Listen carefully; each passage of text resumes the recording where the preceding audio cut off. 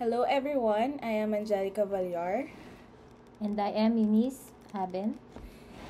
and we will be presenting our research project entitled Alcohol and the Gut Microbiome, a comparative analysis of the effects of different alcoholic beverages on Escherichia coli and Lactococcus lactis.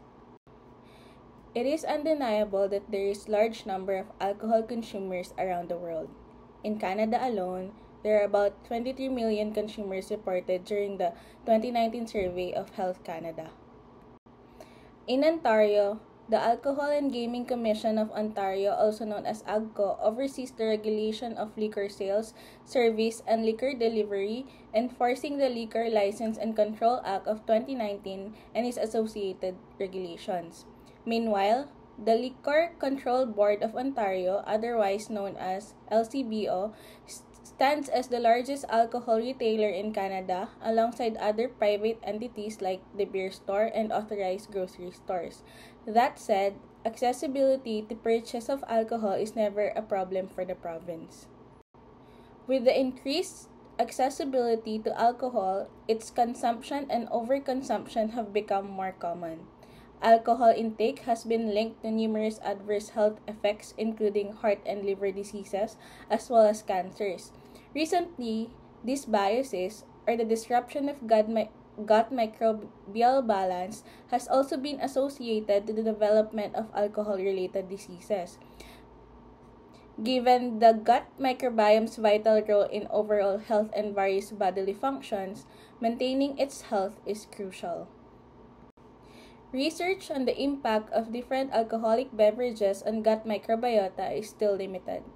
Therefore, this study aims to determine the effects of various alcoholic beverages such as beer, rice wine, and vodka on the concentration of gut microbiome, specifically focusing on E. coli and Lactococcus lactis. So there are three hypotheses of this study. Firstly, it is expected that there is an indirect relationship between the microbial load of E. coli and L. lactis subjected to various alcoholic beverages. Secondly, there is a dose-dependent relationship between the alcohol concentration of various alcoholic beverages to the microbial load of E. coli and L. lactis. And lastly, there is a significant influence of alcohol consumption in the microbial growth of E. coli and L. lactis. So for the materials utilized during the conduct of the study, the alcoholic beverages such as beer, vodka, and rice wine were purchased from the LCBO, and the bacterial strains were provided by the microbiological laboratory of the Centennial College. For the media culture, Crypticase soy agar, otherwise known as TSA, was utilized because it satisfactorily supported the growth of the test organisms. That's why it was employed in the conduct of the study. So this is the flowchart of our methodology. So for the methodology, the first step was the standardization of alcohol concentration. The alcoholic beverages such as beer, vodka, and rice wine were diluted using water into 3% and 5% concentrations. The standardization was performed on both trials, following a standardized volume of 50 ml for all the alcoholic beverages. To standardize the bacterial concentration of E. coli and L. lactis, a single loop of each organism was inoculated into 10 ml of Crypticase soy broth, creating a liquid suspension. The tubes were incubated at room temperature for 5 days, and the concentration of E. coli was estimated using the McFarland standard through comparison of its turbidity to the standard. For Lactococcus lactis, hemocytometry was used with the average count from 5 squares in a Neubauer chamber multiplied by 1.0 times 10 raised to 4 to determine the initial concentration. After which, serial dilutions were then performed to achieve a final concentration of 1.0 times 10 raised to 2 cells per ml, resulting in 100 colonies on the plates. Presented is the dilution schedule for E. coli.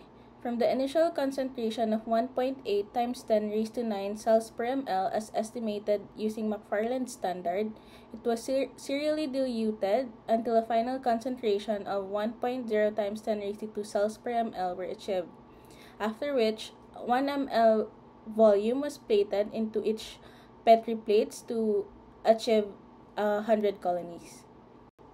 Similar to E. coli, Lactococcus lactis were as well serially diluted from its initial concentration of 1.0 times 10 raised to 4 cells per ml as estimated using hemocytometer.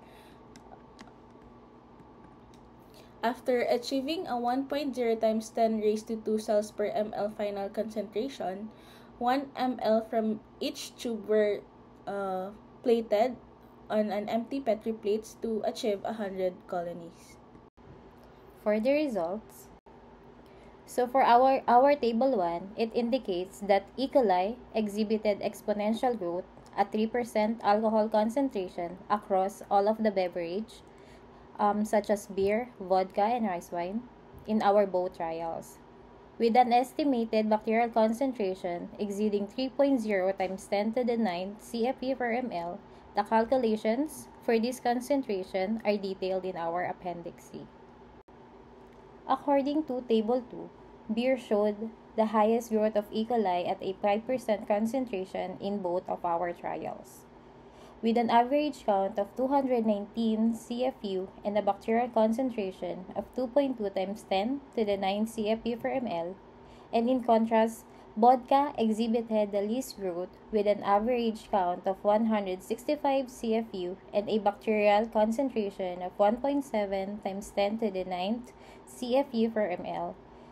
This detailed calculation is also provided in our Appendix C. For Table 3, it shows that the L-lactis exhibited the highest growth in beer for both the trials, with an average count of 104 CFU and a bacterial concentration of 1.0 times 10 to the 4th CFU per ml. In contrast, vodka had the least growth with an average count of 94 CFU and a bacterial concentration of 9.4 times 10 raised to the 3rd CFU per ml, while both beer and rice wine had a bacterial concentration of 1.0 times 10 raised to the 4th CFU per ml.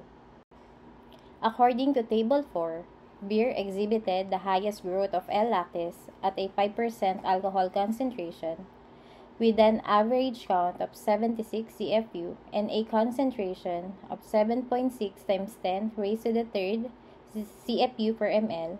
In contrast, vodka showed the least growth, averaging 62 CFU and a concentration of 6.2 times 10 raised to 3rd CFU per ml.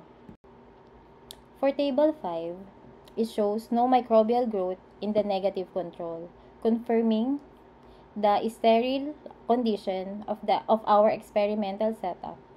Additionally, the presence of E. coli and L-lactis on the TSA plate demonstrates TSA's ability to support the growth of these organisms. Presented the documented results of our Trial 1 and 2.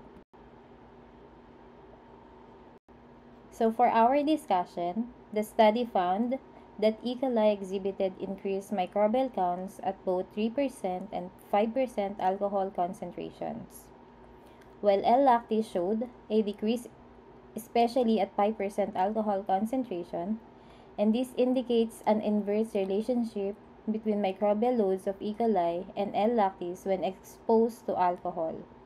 The results suggest that higher concentrations have no more inhibitory effect on microbial growth, which could negatively impact gut flora composition. The findings aligned with our existing research validating the study's hypothesis. So for our discussion, the study found that E. coli exhibited increased microbial counts at both 3% and 5% alcohol concentrations, while L-lactis showed a decrease especially at 5% alcohol concentration, and this indicates an inverse relationship between microbial loads of E. coli and L-lactis when exposed to alcohol. The results suggest that higher concentrations have no more inhibitory effect on microbial growth, which could negatively impact gut flora composition. The findings aligned with our existing research, validating the study's hypothesis. For the conclusion of the study, it is demonstrated that the microbial load of E. coli and L. lactis are indirectly correlated when subjected to various alcoholic beverages. Additionally, there is a dose-dependent relationship between the alcohol concentration of various alcoholic beverages to the microbial load of the test organisms. The findings further indicate that alcohol consumption significantly impacts the microbial load of E. coli and L. lactis. For recommendations, while the study provides significant data regarding the effects of different alcoholic beverages on the growth of E. coli and L. lactis, the following recommendations are provided for the future researchers to enhance and expand upon the findings. First, a longer and less restricted time frame can benefit the research to allow for specific time intervals for data collection, which may give a more detailed insights into growth rate of bacteria. Secondly, investigation of effects of various alcoholic beverages on a broader range of gut microbiota, including other beneficial and pathogenic bacteria, to comprehensively establish understanding of the impacts of alcohol to the gut microbiome.